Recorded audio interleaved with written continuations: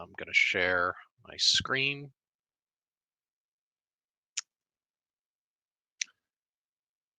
All right. So just to go through the basics a little bit, just around Leland. Hopefully, if you are joining, you are at least notionally familiar with the Leland platform. But it's a really great platform and service offering for everything from MBA specific preparation, which is what I primarily focus on, to more targeted career preparation, and everything from consulting to product management to marketing and so on, financial services as well. And obviously, there are a number of different coaches across the platform that provide everything from specialized one-on-one coaching, which I also provide, to small group classes like this, as well as a number of free events and other offerings that are made available through the Leland Plus subscription, which gives you access to a host of available content, everything from templates, from resumes to cover letters to helpful guides and resources to help you on your journey, wherever that is, depending if you're interested in um, specifically just MBA preparation or more targeted career preparation. Now, in terms of school success, um, I know the slide is inundated here for a good reason. You can hopefully get at least a little bit of appreciation for the success that a number of clients have had using the platform. I myself have worked with a number of clients get into many of the schools that you see here on the list, and part of what my area of expertise in particular, beyond just essay writing and overall application support, is the resume. Um, so whether it's the resume or letters of recommendation, overall application strategy, essays, etc. Again, there's a whole suite of offerings that I and many other coaches across the platform are happy to offer and support you on your journey, whatever that looks like. So, just to tell you a little bit about me before we get started. Born, raised, and currently reside in the Washington, D.C. area. Did my undergrad at William and Mary, then went for a master's and eventually MBA at the University of Virginia, both McIntyre and Darden. Um, my background before business school and immediately post business school was in consulting, primarily in the healthcare and federal spaces. I now work directly in industry for a leading behavioral health plan managed care organization in their business transformation department. So, applying a number of the skills that I've developed and learned over the years in consulting and business school um, in a slightly different context. Outside of work, love to play music. I play in a cover band here. I play both bass and drums. So, if anyone's interested in music, would love to hear that. And if you are interested, and I'll give some commentary at the end to that effect, but my QR code is on the screen if you're looking to hopefully book some time after this for either some one-on-one support or explore how I can help. I have a number of different packages and services offerings. So hopefully, if you're interested, feel free to reach out to me directly on Leland, and we can set up a call and take it from there. All right, so let's talk about specifically what I'm hoping you all can take away from today's uh, class here. So we're focused specifically on the MBA resume, and what I'm hoping you come away with is at least some helpful advice on understanding some of the nuances between the standard job resume that many of you probably have today and the resume that will be part of your MBA application. We'll go over the key structural components that we'd expect to see in an MBA resume. We'll talk through a couple examples of what good looks like in terms of a quality bullet point.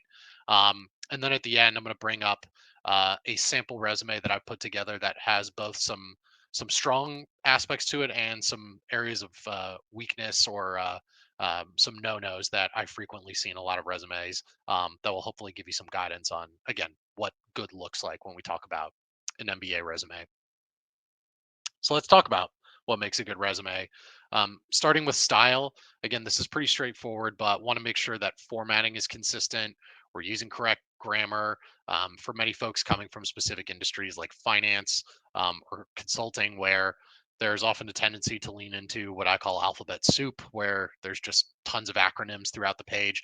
Um, you just want to consider your audience here. From an MBA standpoint, it's going to be an admissions committee member or an AdCom reader for short. So they might have, you know, a lot of familiarity with their industry or maybe just notional familiarity. But the important thing is we want to make sure that, in theory, anybody could pick up your resume and have a good sense of what you do and why it mattered. And a big aspect of that is style. And again, we'll walk through some examples at the end of some formatting things and some considerations from particularly a style and formatting standpoint. So next, structure. And we'll go into a little bit more detail here on the next slide, but we want to make sure we have clearly delineated sections, a nice logical flow from top to bottom. Um, you know, there's no right answer when it comes to what your headings should be for your sections. You'll probably get different answers depending on who you talk to or who you're working with. But I can show you some of the ones that I found are, typically strong and work from a best practice standpoint. um, Another aspect I'll touch on related to style is, I'll see a number of resumes where people will put in like a profile picture or fancy graphics or word art or things like that, and we want to keep things simple. The idea is we want to make sure we've got as much strong content on there than say like pretty visuals or things like that. So standard is often better. Now, in terms of content, uh, the most important thing that we want to stress and what admissions committees are looking for are demonstrations of impact. Where have you shown that you've made an impact in your professional career or throughout your undergraduate or graduate school experience? Where have you driven results, uh, demonstrated innovative thinking, problem solving, etc.? And the last bullet here is one I really want to emphasize is that each bullet on your resume should be able to answer the question, so what? Why did this matter? If it's just telling me kind of a day-to-day job responsibility or, something that doesn't really show a lot of that why did this matter type of material, then it probably has room for improvement. So I always find that's a good sanity check question to ask if I'm going through and writing a new bullet point or editing a resume is if I can't answer the question, so what, then there's room for improvement. All right, let's talk a little bit about structure. Again, as I mentioned, in terms of headings and the exact breakdown of sections, I don't know that there's an exact right answer, but there are some kind of standard or canned section headings that you can typically bank on. The first one is a must-have, and that's your education. Again, we want to be prioritizing your university education. This is also a section to emphasize if there are any scholarships, awards, significant campus involvement, et cetera. Those would be things to highlight. When it comes to campus involvement, I do want to stress and emphasize the point of significance. I've seen a lot of resumes where people just kind of list the four with in college, and again, that not only consume space, but again, if some of those were passive or you didn't really have much of either a leadership role or any type of active role within the organization, it's probably not one that we want to include on the resume. Final piece, GPA and test scores. And I do mention here that there are some caveats. So I get the question a lot of like, what is the right number in terms of GPA cutoff to report? I understand depending on country background, et cetera, that the GPA answer might not be just a one size fits all. But I know in the US, my general rule of thumb is 3.5 and above is a strong candidate to report on the resume. That being said, when you are applying, schools are going to see your transcripts anyway, so they will see your GPA. But make sure you're giving yourself credit where credit's due. The same thing with test scores. If we're talking the GMAT, I know there's in the new GMAT Focus Edition, but I'm going to use the original score just for illustrative purposes. But you know, anywhere from 7 to 720 and above is probably a suitable candidate to be reporting um, on your resume. GRE, if it's 320 and above, again, similarly something you might want to consider putting on there. But again, these are also aspects that will be part of your standard application. So certainly not critical, but again, if it's anything noteworthy, make sure you include it on your resume. Um, Now we'll talk about work experience. Again, fairly straightforward. We want to be putting our employment experience in chronological order, excuse me, from most recent to furthest in the past. Um, and we'll show some examples and more specific to that second bullet here of making sure we're clearly articulating what you did and why it mattered. uh, we want to avoid what I call like the LinkedIn job description, where it's just a list of your job responsibilities. I'll give some tips of ways to potentially work that into your resume, but the most important thing here that we're emphasizing and demonstrating is impact. That's something that admissions committee readers are going to be looking for specifically in a lot of your content on your resume. I mentioned a little bit earlier again, for folks coming from more nuanced or specific industries where it's probably the norm to use very specific language or jargon. I know for folks coming in sales who have, a lot of different acronyms they're working with, the financial services world, et cetera. You just want to bear your audience in mind or keep your audience in mind when thinking about the type of language and jargon that you're using in your resume. Again, the idea is that anyone should be able to pick it up and come away with a clear understanding of what you did and why it mattered. All right, in the last section here, again, there's no exact right answer as to whether your resume should have 3 sections or 4 sections. I think a lot of it will depend on space availability, the depth of your experience. For those that have more work experience on your resume, again, it might be harder to fit in 4 sections, but um, I typically use 3. That third being, either a volunteer experience section or an additional information section. And if it's volunteer experience, again, this is assuming you have significant extracurricular involvement with a number of different volunteer organizations. You want to treat it similar to your professional experience or work experience section, where you list the organization you're part of, the years of duration of your involvement, and then again, description of what you did and why it mattered. If it's an additional information section, and we've got an example at the end to kind of illustrate that, that's where you can highlight if you have any specific languages that you're particularly proficient or fluent in, if you have any specific skills that you want to highlight. When it comes to skills, I tend to prefer things that are, either formally certified, maybe more technical in that department. I would avoid listing things like Microsoft Office. I think the baseline assumption when coming into business school is that you are at least familiar with Word, Excel, and PowerPoint. So probably not worth putting on there. And then I really also emphasize shying away from like softer skills. I see people put like strategic thinking or problem solving as a skill. I mean, those should be skills that are coming out naturally through the content that you're putting in your work experience or educational background. Probably not something that's worth calling out, that's a little bit more vague and can't necessarily be demonstrated or proven outside of those sections that I just mentioned. Um, and then the last is interests. I think this is a component of the application that's often overlooked. Um, but I'll see people on their resume will list things like interests, like hiking, reading, and cooking, which doesn't really tell me a whole lot about you.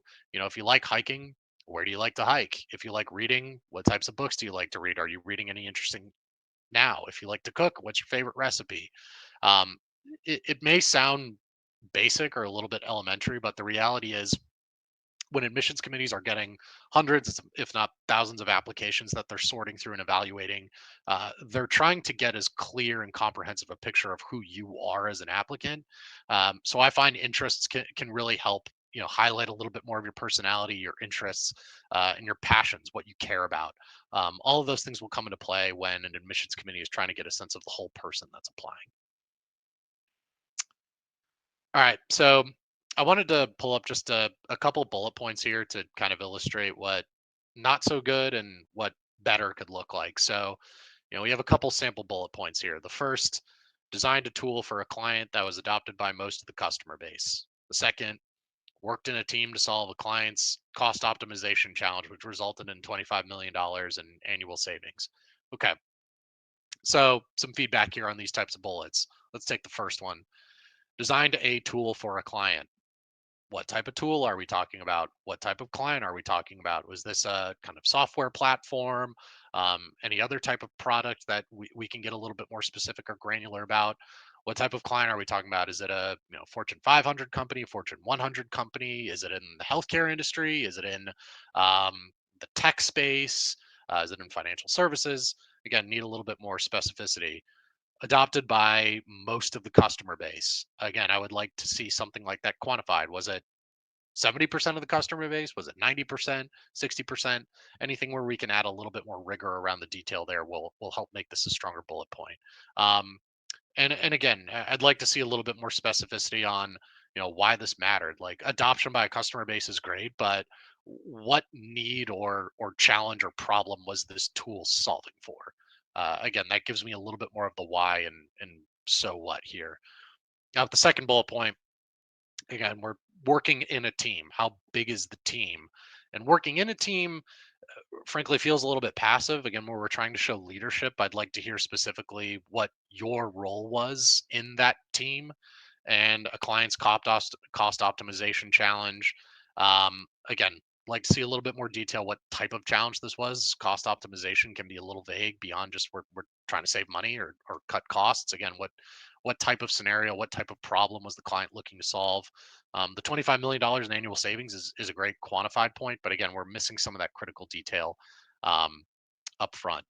Um, so now let's take a look at how we can improve these types of bullet points. So we're taking the same examples that we saw on the previous slide, and here we've made them a bit stronger. So we're looking at that first bullet point. We're seeing that you led a team of 10 people. That helps provide a little bit more context. We're talking about a customer access portal, not just a vague tool for a leading insurer. So that gives me some grounding in the industry. And we've got an 85% conversion rate increase. So again, we're seeing that quantified impact, which is obviously something that we're looking for. Um, and then in the second bullet point here, get a little bit more clarification on, you designed a model using Excel. So you're telling me a little bit more about methodology for a Fortune 500 organization, which led to that realization or discovery of some savings opportunities. So again, these aren't perfect bullet points, but did want to illustrate how, again, we're taking, vague and maybe mediocre to at least significantly better or more on the right track of what we're looking for. Um, in designing a quality MBA resume bullet point. One tool or one strategy that I've heard a lot of folks use, and I think is a good exercise. If you are familiar with the STAR method, which stands for situation, task, action, and result. I don't think, nor would I necessarily recommend that every bullet point follows that specific of a structure. But when you're drafting up your resume and when you're working on your bullet points, um, I find it helpful, at least as a starting point, to plug in the details using that framework. So, what was the situation? Provide a little bit of detail. What was the task that you were asked to do? Give a little bit more detail. What were the actions that you took? And then what was the result? And sitting down and looking at that on paper, you're naturally going to find where the story beats kind of flow a little bit more neatly and where there's room for concision and room to kind of optimize the bullet itself. So I find that to be a really useful exercise when trying to come up with bullet points rather than just putting something on paper and tweaking. It helps provide a little bit more structure in that type of approach. All right. So now we're going to go through kind of a sample resume that I've put together here. I'm going to zoom in a little bit so you all can see a little bit more. So I'm going to go over some aspects on this resume of some strong points and some not so strong points. You're going to see some of my feedback can get a little bit granular and even nitty gritty, but the reality is detail is king in something like this. And again, admissions committee readers are looking for um, a well-designed, comprehensive, well-structured, and well-written essay. And so there are a lot of different aspects to that. So let's start with the top here. Again, the heading is pretty non-controversial. You just want your name, phone number, email, and a LinkedIn if you got it. I see some people will put in their personal or home address on their resume. I don't think it's really necessary, especially again on your application. That's going to be evident in several, if not multiple points. So, not something that I think is necessarily relevant on the resume. Um, Now let's look at the education section. Again, the overall format looks good. When it comes to education, um, really the only thing that you need to put is your graduation date. I don't necessarily need to see the duration. We just want to make sure we're putting that final graduation date. Again, your transcripts, which you will be submitting as part of your applications, will have all of that necessary information, but um, nothing really critical beyond the graduation date for the purposes of the resume. Now, a couple things here, and I mentioned I'm going to be a little bit particular and nitty gritty. But if we look at the degree here in this first line here under the University of XYZ, we have a Master of Science in Economics. And then in the undergraduate position, we have a BA in economics. So one point here I want to call out is make sure you are consistent. So if you want to use Master of Science in Economics, we want to make sure we are saying Bachelor of Arts in Economics. Or if you want to do MS in Economics, then make sure you've got BA in Economics. The point here is we're maintaining consistency. Similarly here, if you look under the GPA, we've got 3.65 out of 4.0. Make sure digits are consistent. So it really should be 3.65 out of 4.00. Again, seems a little particular, but these types of things matter in the long run. But again, like the inclusion here of years making Dean's List, we've got some campus involvement, again, a significant leadership position in a club. That's good information. One point on the GPA I'll mention, and this is something that I've had conversations with a few different clients on things to do. Um, Report your GPA as it is on your transcript. I'll work with people who will list a GPA and then throughout the course of a conversation come to understand that the GPA they put on their resume was in fact their major GPA and not their total or comprehensive GPA. And those are things we want to avoid. We don't want to mask or obfuscate or present information that would raise a red flag or present questions, especially when these same schools are going to have your transcript. So don't fudge around the numbers. Don't do anything weird with like averaging GPAs across years. I've seen people do that. Um, List your comprehensive GPA. It's the simplest answer and just it will avoid potentially running into any trouble down the road. All right, next let's get into work experience. Um, so again, we're going to start with the most recent. Again, we can see that indicated from the 2023 through present. Um, there is one detail I want to call out here, and I mentioned this a little bit earlier in the presentation. You'll notice this text here in italics under the position of director. It says, director in mega corporations, corporate strategy division, supporting X initiatives, realizing $Y million in annual revenue growth. I call this a sub headline. Um, this is by no means a requirement for your resume, but this was actually a tip uh, that I received when I was going to business school and when I was going through the overall process of my resume when I got to grounds.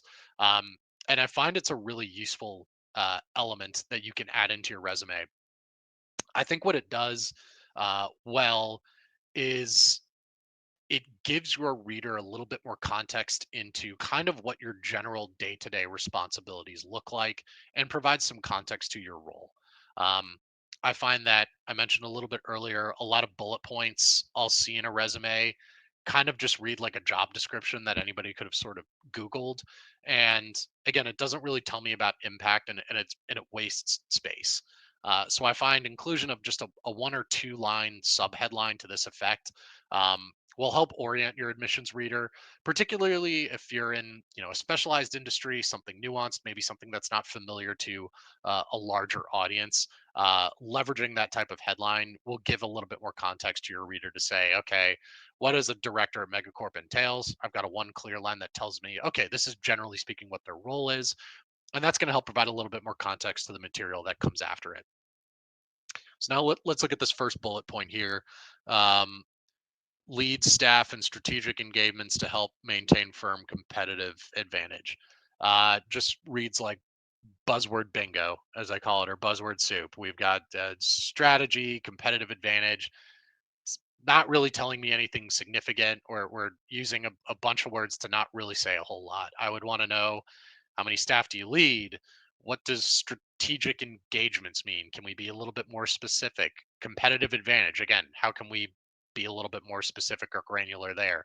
Who are we comparing ourselves to? What does maintaining a competitive advantage look like? What is the methodology there? Um, One other aspect I'll mention here is it looks like all of the current bullet points here are in the present tense and all of the prior work experience are in the past tense. We want to be consistent. If you want to put everything in present tense, which might look a little strange for prior work experience, just make sure it's in one tense. I find it's generally easier to just keep everything in the past tense. Um, so, but the important thing is just maintaining consistency. Second bullet point here, implement analytics efforts contributing to overall firm financial and market share growth. Again, there's a lot of room for opportunity to expand on this bullet. Analytics efforts, can we be more specific? Analytics is a very popular buzzword these days. What does that mean in the context of your organization? When you're saying implement efforts, what actions are you taking? Financial and market share growth. Can we quantify that? How much did you grow in terms of dollars? How much growth did we achieve in terms of percentage and market share relative to the competition? Um, and how did this benefit the overall organization? Again, I come away with more questions than answers when reading a bullet point like that. Now let's look at this last bullet point here. Manage a team of 20 in development and implementation of a new product roadmap, resulting in deployment of 5 new software solutions designed to improve financial assessment and management of new customer contracts. This is a much stronger bullet point. I've got some context in terms of the workforce that you're leading. I have a clear indication of what you developed and implemented, and why it mattered. So those are all the critical components that we're looking to hit, in one bullet point. So that last one again is a better demonstration of what we're looking for and what we're looking to emphasize in a resume bullet point. So this next section here under ABC Consulting, I wanted to highlight an example where there was a promotion or in some cases a job change within an organization. Again, just some formatting tips here, but if you're using the sub headline approach and you've got a promotion, there's an area to call it out and differentiate your responsibilities from a manager versus an associate. So there's another reason why I think the subline is helpful, and that it helps again clarify what is the change in responsibility, which is ideally an improved, or greater absorption of responsibility that you're assuming going from one level to the next within your organization. So again, I think there's value in providing that headline from that aspect. All right, looking at this first bullet point here, worked with Fortune 500 clients to strategically optimize their portfolios to generate synergies across various lines of business. Again, we have kind of the same issue that we saw in the first section. It's just a lot of buzzwords that don't really say anything. Strategically optimize. What does that mean? Portfolios. What type of portfolios? When we talk about creating synergies, what does that look like? Are we, um, you know, increasing revenue? Are we cutting costs? Are we consolidating functionality or processes or people or technology? Again, need a little bit more detail here. Another formatting tip I want to call out, or formatting word of advice rather, is you'll see in this first bullet point here, the worked with Fortune 500 clients one, it leaks out onto the second line here, and we've got one word basically occupying an entire horizontal line of real estate on the page. Just that one word business. Um, what we want to do in a situation like this, if I see a bullet point like this, it tells me one of two things. One, that bullet point can either be consolidated into one line of text or there's room to expand for 2 full lines of text. Um, General best practice is that bullet points don't go beyond 2 lines of text. But again, if I see something like this, usually is an indication to me we can either consolidate and get that down to one neat line, um, or expand with a little bit more detail. Generally speaking, want to consume horizontally about 80 to 90% of that available space. We don't want to be consuming a whole line with just one word. So again, just another helpful tip there. Again, this second bullet point here is much more in line again with what I'd want to see. What I like about this one is we've got clarification of an acronym. So if you're going to use an acronym, that's absolutely essential. Again, a lot of people might know what PMO alludes to, but that definition might be different across organizations. So just make sure you've got the time, the space, and the bandwidth to be able to call out, all right, we're implementing a new PMO specified as a product program management office. Um, and again, we've got a much stronger demonstration of impact with something like this. Continuing down here, let's go to the associate position. Created advanced and automated financial models, which resulted in improved financial outcomes. Hopefully, you all are getting the theme here. Advanced and automated. What's advanced about it? What did you use? Did you use Excel? Did you use some other tool? What did you automate? Improved financial outcomes. Can we quantify that? Can we give a little bit more detail about the size or impact that you had, or that these models had based on the work that you did? But the second bullet point here is a much stronger illustration of what we're looking for. We've got specificity, that you're utilizing Excel and Tableau. Again, we're calling out some specific skills that you might have. We're specifying the type of model. We're specifying who it's used by, and what they're using it for, and the benefit that's coming from it. We're improving cost of care and staff utilization projections over a specific time period. Again, this is a much stronger example of what you did and why it mattered. Now, this last bullet point here, Top Teammate Award 2021. I see a lot of resumes where it's, especially folks that come from like a sales background, where you might see things like President's Club or things like that, or award XYZ Award 2024. Um, if you've got the space to expand on detail around these, I think it's good, but I would avoid leaving something as simple as that. Top Teammate Award of 2021. As somebody who's reading this resume for the first time, I don't really have a great sense of how significant that is. Um, are you being evaluated against the entire organization of tens of thousands of people? Is this just within a group of five people? Were you selected by your peers? I'd like to see more detail about what this award means, and again, why it was important or why it mattered to not just you, but obviously to the organization that deemed you worthy of being worthy of this award. So, um, again, want to provide as much detail as possible. Um, this last section here, again, I think is more of a continued illustration of some of the elements that we've been talking about. Um, we can see here wrote and contributed to over 75 research papers with leading academics on major healthcare trends.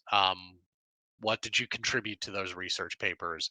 Academics in what field? Major healthcare trends such as, and again, what did this all contribute or what did this all result in or ultimately lead to? So key point here I've stressed over and over again is making sure we're answering the question, so what? Why did it matter? All right, last piece here. Whoops. The additional information section. So I talked about this a little bit earlier in the presentation. This is a section that I've added in the past. Again, there's no one right answer. This is just one potential approach you all can take. Um, but we see here we've got everything from languages, um, most important thing, if you are at least facile in a few different languages, make sure you're calling out the level of proficiency. If you put Spanish and French under languages, I'm going to assume that you were fluent in both of them. And again, I can't imagine this would be a point of emphasis in an interview where they might ask you to start speaking in the other language. But just be honest. If you're you know moderately proficient or business level conversational enough to sort of get by in a language, call that out. Versus if you are truly fully fluent in something, make sure you call it out as well. Um, Under skills here, again, as I mentioned earlier, things like PowerPoint, Word, and Excel are kind of table stakes. I think the baseline assumption is you're familiar with Microsoft Office at this point, so probably not something I would call out. Um, Strategy, data analysis, project management. Again, these are all aspects that should hopefully be clear in your professional work experience through the examples that you've provided. Um, doesn't really provide much value here at the bottom of the resume. It doesn't really tell me anything beyond what you've hopefully already told me up here. So again, not certain that's something I'd call out, but if it's something, particularly technical or particularly specified, like a Tableau or a Power BI, or any of Google's or Amazon's millions of platform services that they offer, things like that, or technical skills like that, are always safe bets to call out. The same goes for certifications. Again, if you are formally certified in anything that designates it or provides it, this is a great section to call it out in and give yourself some credit for. Um, it's also a chance to highlight some volunteer experience. Again, if you have much more significant volunteer experience that you are compelled to provide a little bit more detail on, you can just make this section a volunteer information specific. And that again will give you that room to expand on some of that detail. You want to treat it like your professional work experience setting and providing the organization, your role, and what you did and why it mattered. Lastly, here's the interest piece. So this is something that I talked about a little bit earlier in the presentation, but on here on the resume, it just says food, travel, and hiking. What about food interests you? Do you like eating it? If so, what's your favorite type of cuisine to eat? Do you like cooking? If so, what type of food do you like to cook? Do you have a favorite recipe? Travel, where have you traveled to recently? Where's your favorite place to travel? Why? Hiking, where do you like to hike? Again, uh, want to provide at least as much detail as space will allow. Um, Admissions committees again are trying to get a sense of who you are as a person. When you're looking through stacks of paper and tons of applications after a while, and a lot of them start to look the same, anywhere where you can provide a little bit more insight and perspective into who you are and what you're passionate or care about or interested in. Um, that's going to provide that much more of a clearer picture for the AdCom. as to who you are. All right. So I know we've got a few minutes left. And again, thank you all for sticking around and hopefully coming away with some good insight and some good advice about how to take your resume from good to great for the purposes of MBA applications. I'll go ahead and just pause here and open up the floor for some questions. If you don't feel like coming off mute, feel free to pop it in the chat. I'll stick around for a few minutes and answer some questions as best I can.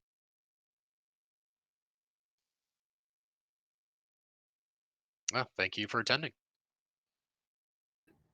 Hi, Matt. I have a question. So at the beginning of the slide deck, you mentioned something about each bullet should answer the question, so what? I know you have been talking about like the impact of each bullet point across this presentation, but can you like expand a bit more on that? Um, What specifically, if you don't mind me asking, just a little bit beyond like impact? What just a little bit curious if you can expand on the question a bit. Yeah, so I was just curious, like when you start thinking about phrasing your bullet point to answer the question, so what?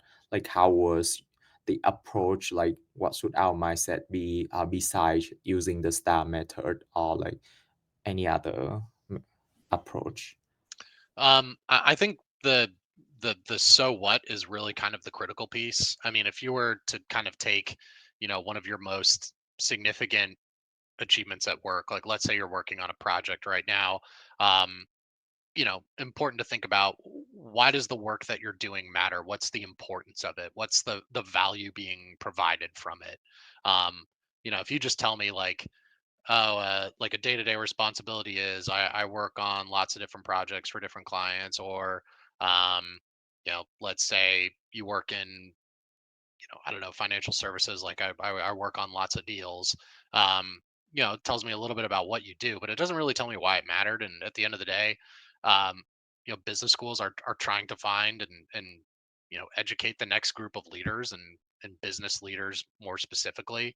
Um, so one of the aspects of leadership that comes in is you're able to drive and demonstrate impact to an organization, to the people around you, to the problems or work that you do on a regular basis. Um, so I always think kind of starting from that so what is kind of the simplest answer in this case is often the most correct one. I think it's the easiest way to approach it. Like if you were to talk about like what was the thing that you worked on last month, um, why did it matter?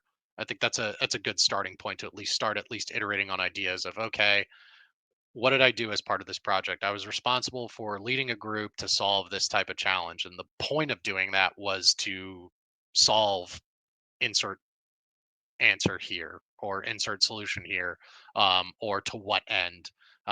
So again, the star method is one starting point to kind of help draft the ideas, but I do think, and again, it's hard to be kind of to give more detail than it is to just answering the question. So what? It's fairly straightforward. So just something to think about as you're going through your resume is if you can look at each bullet point and read it and come away with saying, okay, like I have a good sense of why this mattered or why this description or why this example was important or relevant, then you've probably done a good job. But if it's just sort of information that's there for the sake of being there without really demonstrating that level of impact or so what, then it's probably not very strong. I see. Yeah, then I have a follow-up question for that. So I'm a college senior apply for deferred MBA programs. And if the impact of my work as an intern at some of the firms I intern at are not that significant, how should I approach framing my bullet point as an intern? Um, well, and again, and not to go too much into specifics, but um, the reality is even in internships there's always some level of significance to mine, even if it's you know kind of more remedial tasks. It's providing a service or providing value to someone or something. um but if you're really kind of struggling to find what that impact is, one, I am available for one-on-one coaching in this type of aspect. But two, also worth kind of engaging with leadership from that summer internship, whether it was your boss or manager, to kind of talk through what you did and to kind of sanity check on, here's what I'm thinking that the value that I delivered was in doing this type of task or this type of function. Um, where can they provide more clarification or detail that might help as well. Thank you so much. Yeah, no problem. Um, Julie, I see the question in the chat here. How important are quantifiable metrics? I work as a designer at an early stage venture studio. Included now is the seed funding raised. Any advice? It's a good question. So, in terms of quantifiable metrics, I always say it's a nice to have, but also recognize that, not every background or not every job makes it as easy or as cut and dry to have, quantifiable percentages or quantifiable, dollar amounts to highlight anything. But the important thing that I do want to stress is leadership and demonstration of impact can be written and explained without necessarily being quantifiable.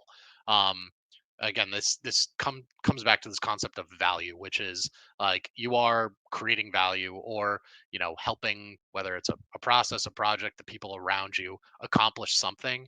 Maybe if there's not, a quantifiable impact to that, but some other type of impact to the organization, whether it's making somebody's job easier, or kind of recognizing an area to improve an opportunity that otherwise hadn't been done before.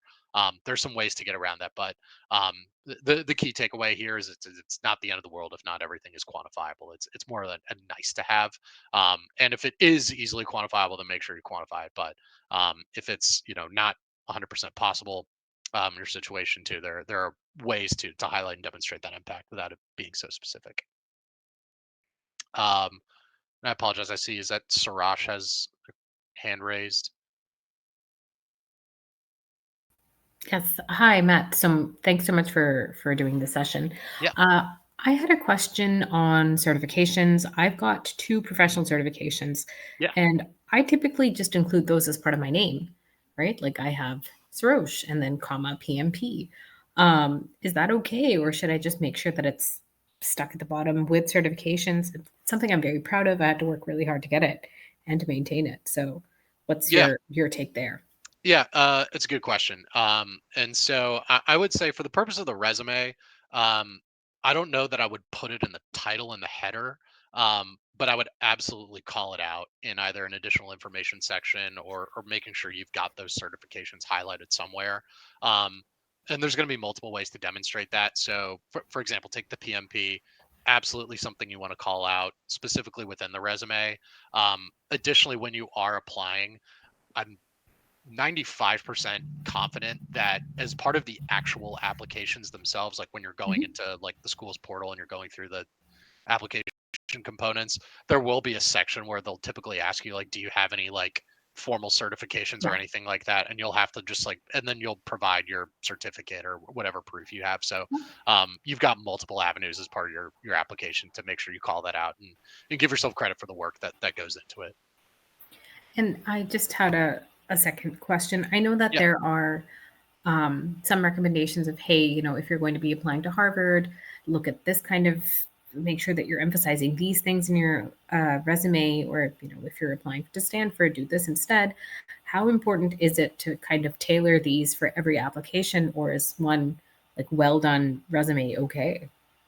Also a good question. And to your point, it's something to consider. Particularly, I think in a perfect world, you would just have one resume that can be deployed across multiple applications. But to your point, there are some schools that may want to see or emphasize some specific details. So it is important to kind of tailor your resume accordingly.